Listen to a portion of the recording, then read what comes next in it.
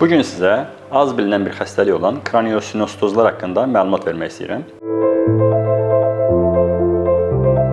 Kraniosinostoz kəllə sümükləri arasında olan tikişlərin bir və ya bir neçəsinin erkən bağlanması xəstəliyidir. Kəllə sümükləri arasında olan tikişlər beynin inkişafı üçün zəmin hazırlayır. Bu tikişlərin erkən bağlanması isə uşaqlarda müxtəlif növ baş deformasiyalarına səbəb olur, həmçinin altda yatan beyin toxumasının da sıxılmasına gətirib çıxara bilir. Kraniosinostozlu uşaqlarda əsas əlamətlər baş formasında olan əyriliklərdir. Belə ki, kraniosinostoz zamanı bağlanan tikişin növündən asılı olaraq üçbucaq formalı alın, başın uzunsov formada olması, başın bir tərəfinin əyri olması kimi əlamətlər üzə çıxır. Kraniosinostozların diaqnozu klinik müayinə əsasında qoyulur.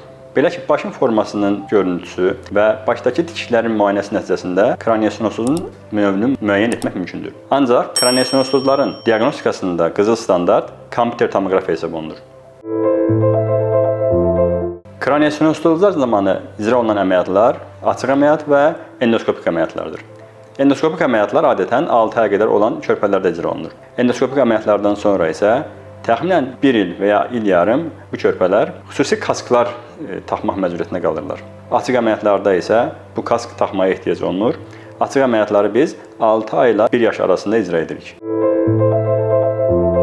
Əməliyyatlardan sonra uşaqlar normal inkişaf edir, normal məktəbə gedirlər və adətən fiziki və əqli inkişafı öz yaşlarına uyğun olur.